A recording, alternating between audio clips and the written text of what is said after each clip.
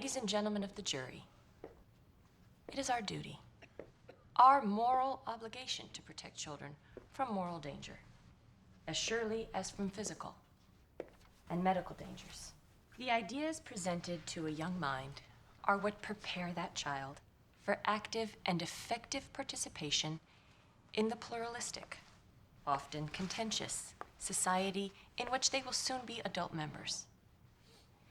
The information that we give a child becomes that child's vehicle for inculcating fundamental values.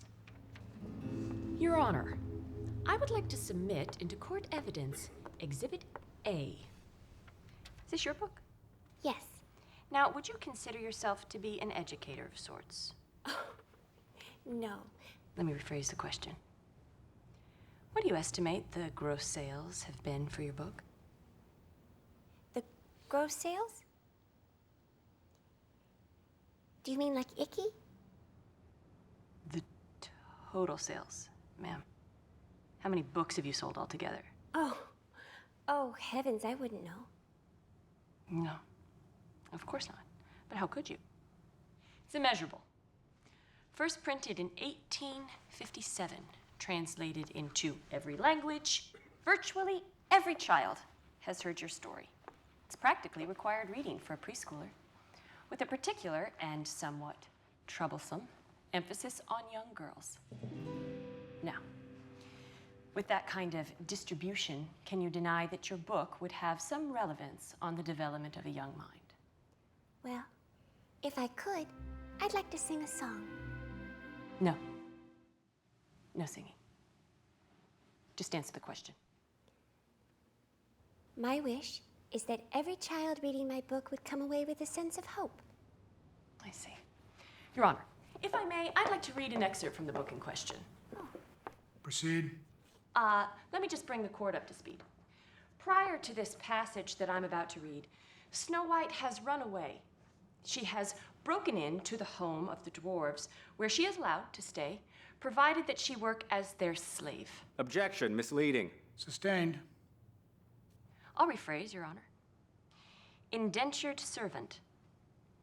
She has then knowingly and willfully accepted unpackaged food from a homeless woman, which upon ingesting has rendered her unconscious, bringing us here. Long, long years, the beautiful Snow White lie in her coffin unchanged.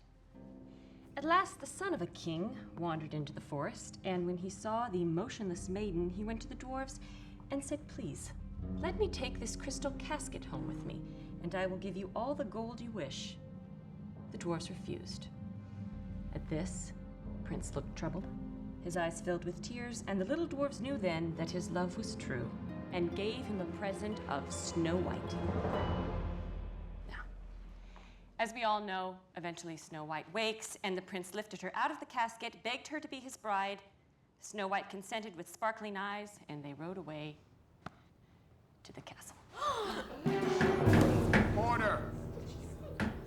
Order in the court! Hope. Hope.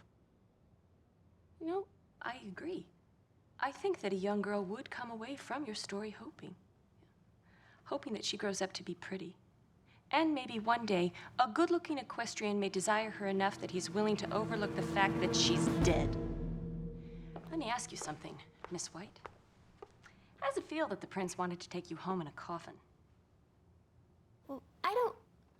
Wait, I'm sorry. Wait, what? Miss White, do you need a recess? No? I'm much too upset to play. It's not that kind of recess, Miss White. Do you need a break? No. I'll be fine. All right, then. Let's move on. How old were you when you ran away?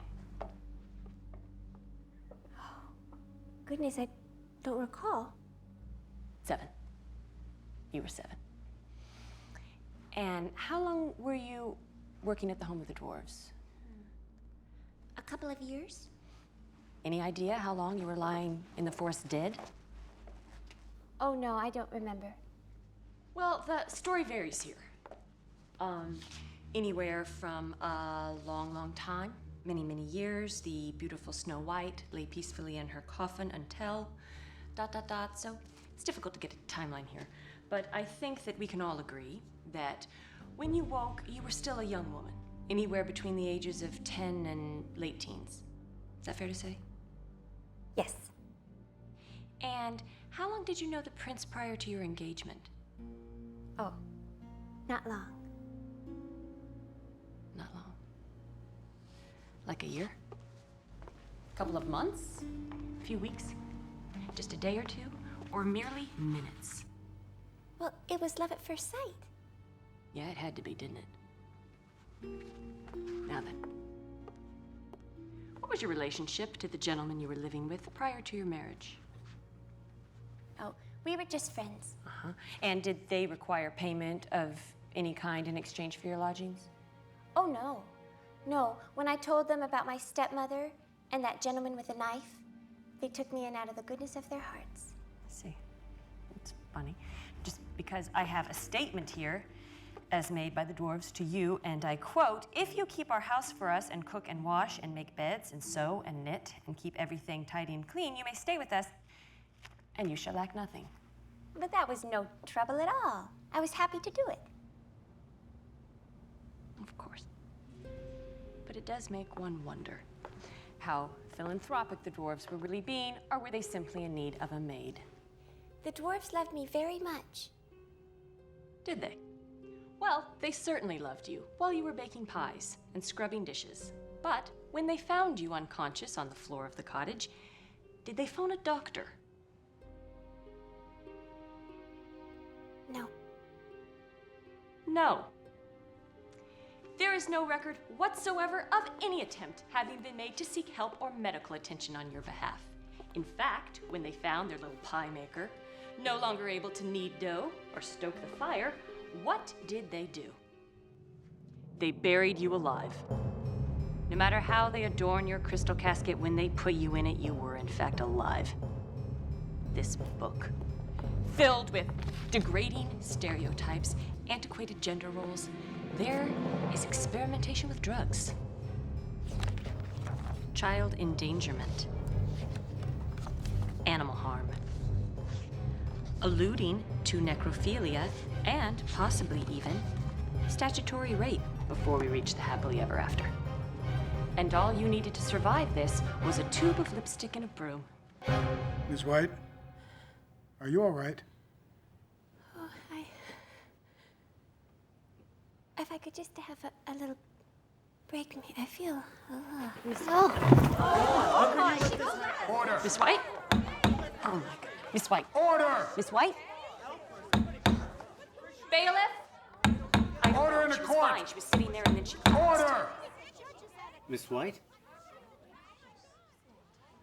What a beautiful girl. What? No.